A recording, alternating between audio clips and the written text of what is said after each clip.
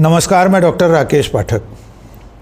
अगर आपको ऐसा लग रहा था कि भारतीय जनता पार्टी अपनी सांसद कंगना रनौत के विवादित बयानों से परेशान है और उनके खिलाफ कोई अनुशासनात्मक कार्रवाई होगी, तो आप गलत थे। अगर आपको लग रहा था कि कंगना रनौत के बोल वचन से पार्टी को जो नुकसान होता दिखाई दे रहा है, उसके चलते उन्हें कोई नोटिस दिया जाएगा, उनसे कोई जवाब तलब किया जाएगा, तब भी आप गलत थे। अगर आपको ऐसा लग रहा था कि पार्टी कंगना रनौत के आपत्तिजनक और विवादित बयानों के चलते उन्हें किसी तरह की कोई सज़ा देगी, तब भी आप गलत थे।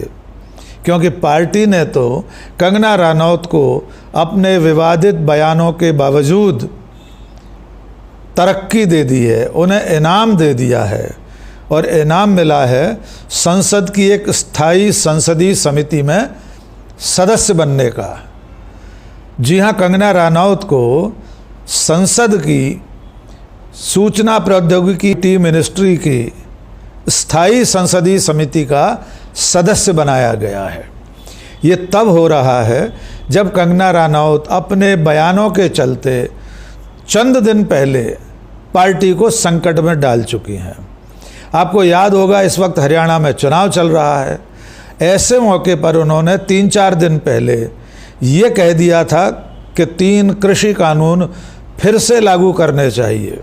कंगना का कहना ये था कि जो कृषि कानून थे वो किसानों के हक में हैं, उनके हित में हैं, इसलिए किसान खुद उनकी मांग करें और सरकार उन कानूनों को फिर से लागू करे। तब हालत ये हो गई थी कि आधी रात को पार्टी को अपने प्रवक्ता के जरिए कंगना के बयान से पल्ला झाड़ना पड़ा था।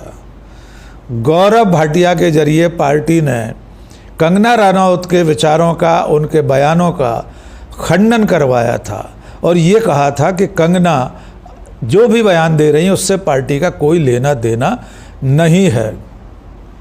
आपको ये भी याद होगा कि उससे कुछ दिन पहले वे एक इंटरव्यू में कह चुकी थी कि किसानों के आंदोलन में ऐसे हालात बन रहे थे कि भारत की दशा भी बांग्लादेश जैसी हो सकती थी।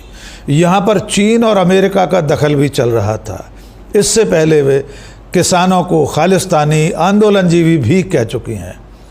तब भी पार्टी ने एक बयान जारी करके, प्रेस नोट जारी करके ये कहा था कि कंगना रनौत इस तरह के बयान देने के लिए न तो अधिकृत हैं, न उन्हें ये अधिकार है कि वे ऐसा कोई बयान दें। इससे पहले भी वे लगातार विवादित बयान देती रही हैं।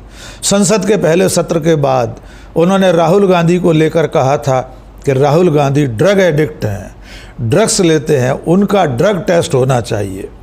लेकिन तब पार्टी खामोश रही थी। लेकिन उनके बयानों से पार्टी को चुनावी मैदान में, ख़ास तौर से इस वक्त जब हरियाणा में चुनाव चल रहा है, तब नुकसान हो सकता है। इसलिए पार्टी ने उनके बयान का खंडन कर दिया था। लेकिन तब ऐसा लगा था कि अब पार्टी उन्हें कोई नोटिस देगी, कोई कारण बताओ नोटिस देगी, या अनुशासनहीनता को लेकर उनसे कोई सवाल जवाब किया जाएगा। ऐसा कुछ भी नहीं हुआ। तमाम मीडिया संस्थानों ने, चैनलों ने ये सवाल उठाया कि कंगना रनौत के इन बयानों पर पार्टी कुछ करती क्यों नहीं है। आखिर कौन है जो उन्हें पार्टी के भीतर और संसद में, सरकार में बचा रहा है। इन सवालों के जवाब तो मिले नहीं। इसके उलट कंगना रनौत को इनाम के रूप में संसद की एक स्थायी संसदीय समिति की सदस्यता से नवाज दिया गया है।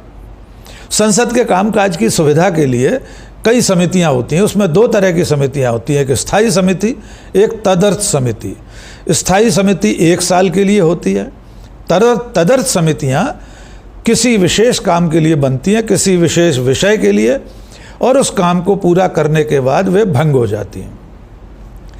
गुरुवार को केंद्र सरकार ने संसद की ओर से कई स्थायी समितियों का ऐलान किया है। उनमें से एक है संचार और सूचना प्रौद्योगिकी मंत्रालय की स्थायी संसदीय समिति। इसमें कंगना रनौत को सदस्य बनाया गया है। इसी समिति में समाजवादी पार्टी की सांसद जया बच्चन भी सदस्य हैं। यानी कंगना रनौत को अपने तमाम बोल वचनों के बावजूद कोई सज़ा नहीं मिली, कोई नोटिस नहीं मिला, कोई जवाब तलब नहीं किया गया। इसके उलट उन्हें बतौर इनाम एक स्थायी संसदीय समिति का सदस्य बना दिया गया है। यद्यपि कल सरकार ने जिन समितियों का ऐलान किया है उनमें 4 समितियों के अध्यक्ष कांग्रेस के सांसद बनाए गए हैं। 2 समितियों की अगुवाई द्रमुक और तृणमूल कांग्रेस के सांसद करेंगे। एक संसदीय समिति का अध्यक्ष समाजवादी पार्टी का सांसद होगा। कांग्रेस की तरफ से राहुल गांधी संसद की रक्षा संबंधी स्थायी समिति के सदस्य बने हैं। इस समिति की अध्यक्षता बीजेपी के सांसद राधा मोहन सिंह करेंगे। जिन 4 संसदीय समितियों की अध्यक्षता कांग्रेस को मिली है उसमें से विदेश मामलों की समिति की अध्यक्षता शशि थरूर को मिली है।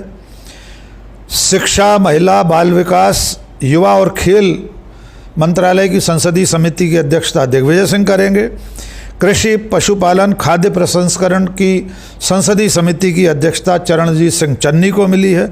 ग्रामीण और पंचायती राज की संसदीय समिति का नेतृत्व सप्तगिरी उलाका करेंगे, ये भी कांग्रेस के सांसद हैं। इसके अलावा भारतीय जनता पार्टी के सांसद भी 4 संसदीय समितियों के अध्यक्ष बनाए गए हैं, जिनमें से गृह मंत्रालय की समिति के अध्यक्ष होंगे राधा मोहन अग्रवाल, वित्त मंत्रालय की समिति की अध्यक्षता करेंगे भृतहरि मेहताब, अनुराग ठाकुर और राजीव प्रताप रूडी क्रमशः कोयला, खान, इस्पात और जल संसाधन मंत्रालय की समितियों का नेतृत्व करेंगे। निशिकांत दुबे को संचार और सूचना प्रौद्योगिकी की संसदीय स्थायी समिति का अध्यक्ष बनाया गया है। कई अन्य विपक्षी सांसद भी अध्यक्ष और सदस्य बनाए गए हैं। इन संसदीय समितियों में तृणमूल कांग्रेस की महुआ मोइत्रा और शिवसेना उद्धव ठाकरे गुट की प्रियंका चतुर्वेदी जैसे सांसदों को भी सदस्य बनाया गया है।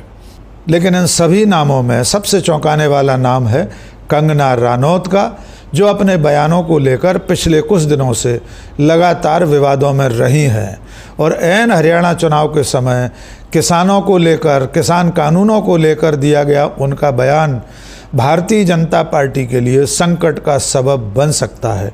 इसके बावजूद उन्हें संचार और सूचना प्रौद्योगिकी मंत्रालय की स्थायी संसदीय समिति का सदस्य बनाया गया है। यानी उन्हें उनके विवादित बयानों के बावजूद पार्टी ने इनाम देकर नवाज दिया है।